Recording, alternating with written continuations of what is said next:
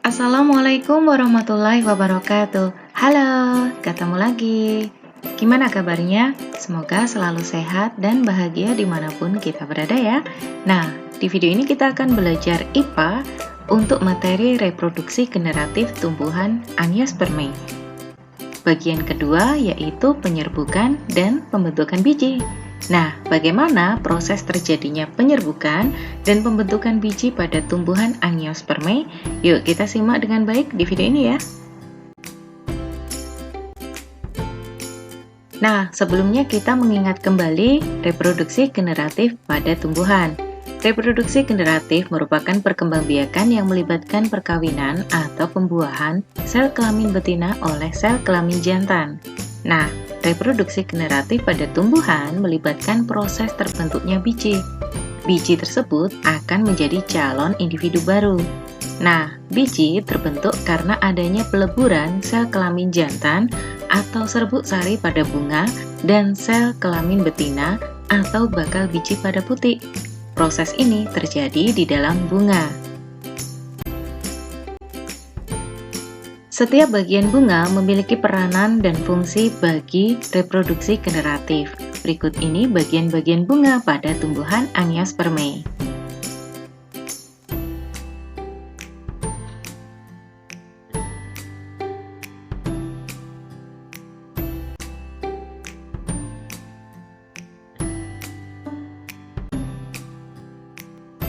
Proses terbentuknya biji pada tumbuhan Angiospermae diawali dengan proses penyerbukan. Perhatikan gambar berikut ini ya, bagian kepala putik dan serbuk sari. Penyerbukan disebut juga dengan persarian atau polinasi. Nah, penyerbukan adalah peristiwa jatuhnya serbuk sari atau polen ke kepala putik.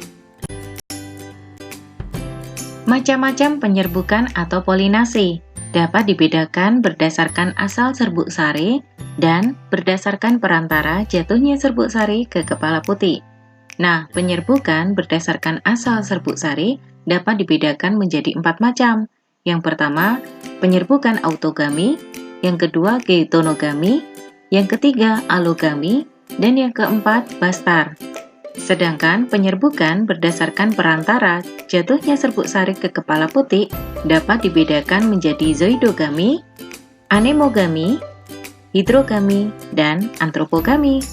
Kita pelajari satu demi satu ya. Oke, penyerbukan berdasarkan asal serbuk sari. Yang pertama, penyerbukan autogami atau yang disebut juga dengan penyerbukan sendiri. Autogami adalah penyerbukan yang serbuk sarinya berasal dari bunga itu sendiri. Artinya, serbuk sari jatuh ke kepala putik pada bunga yang sama. Perhatikan gambar berikut ini ya. Serbuk sari dan kepala putik berasal pada bunga yang sama. Nah, contohnya terjadi pada bunga mangga, bunga jambu, bunga pohon jeruk, dan bunga sepatu. Yang kedua adalah penyerbukan geitonogami atau yang disebut juga dengan penyerbukan tetangga. Penyerbukan geitonogami adalah penyerbukan yang serbuk sarinya berasal dari bunga lain dalam satu pohon. Artinya, serbuk sari jatuh ke kepala putik pada bunga lain di pohon yang sama. Kita perhatikan ilustrasi berikut ini. Penyerbukan geitonogami contohnya terjadi pada bunga jagung, bunga padi, bunga kelapa sawit, dan bunga kelapa. Yang ketiga adalah penyerbukan allogami atau yang disebut juga dengan penyerbukan silang. Penyerbukan allogami artinya penyerbukan yang serbuk sarinya berasal dari bunga pohon lain yang masih satu jenis. Artinya, serbuk sari yang jatuh ke kepala putik berasal dari bunga dari pohon lain yang sejenis. Nah, kita perhatikan ilustrasi berikut ini. Contoh penyerbukan allogami terjadi pada bunga pohon salak. Dan penyerbukan berdasarkan asal serbuk sari yang terakhir, yaitu penyerbukan bastar. Penyerbukan bastar artinya adalah penyerbukan yang serbuk sarinya berasal dari bunga tumbuhan lain yang berbeda jenisnya, atau setidaknya mempunyai satu sifat beda. serbuk sari jatuh ke kepala putik pada tanaman yang berbeda varietas. Kita perhatikan ilustrasi berikut ini ya. Contoh penyerbukan bastar misalnya terjadi antara bunga mawar merah dengan bunga mawar putih. Selanjutnya, kita akan mempelajari penyerbukan berdasarkan perantaranya. Yang pertama, zoidogami. Zoidogami adalah penyerbukan dengan bantuan hewan, misalnya semut, tawon, kumbang, lalat buah, burung penghisap madu, kelelawar, dan siput. Nah, ciri-ciri bunga yang penyerbukannya dibantu oleh hewan. Yang pertama, bunga berbau harum atau khas. Yang kedua, mempunyai kelenjar nektar atau madu. Yang ketiga, mempunyai mahkota bunga yang berwarna terang atau cerah. Yang keempat, mahkota biasanya berukuran besar.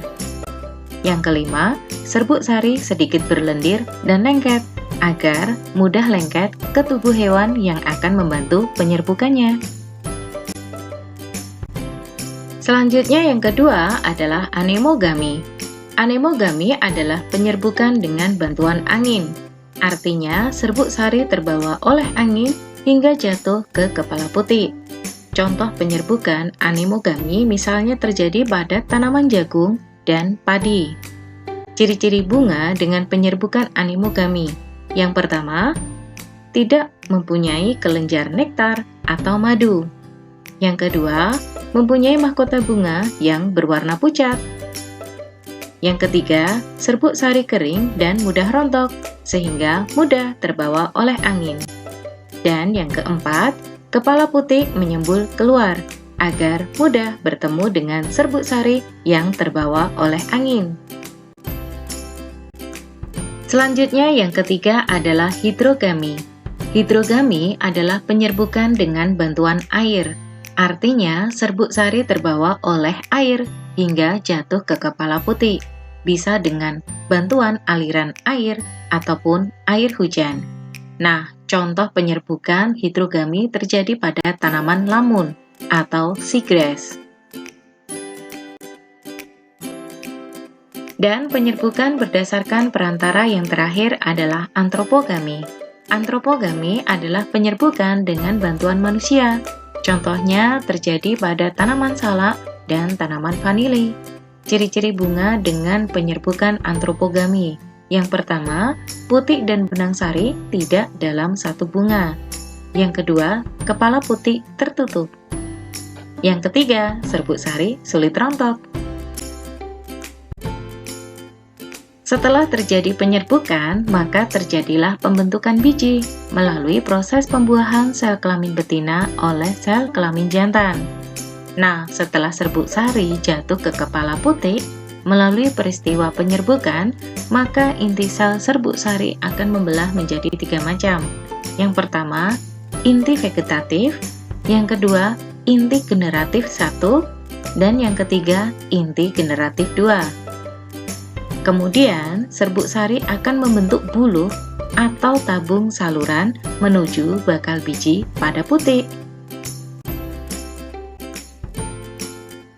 Pada tumbuhan berbiji tertutup atau angiospermae, pembuahan terjadi di ruang bakal biji.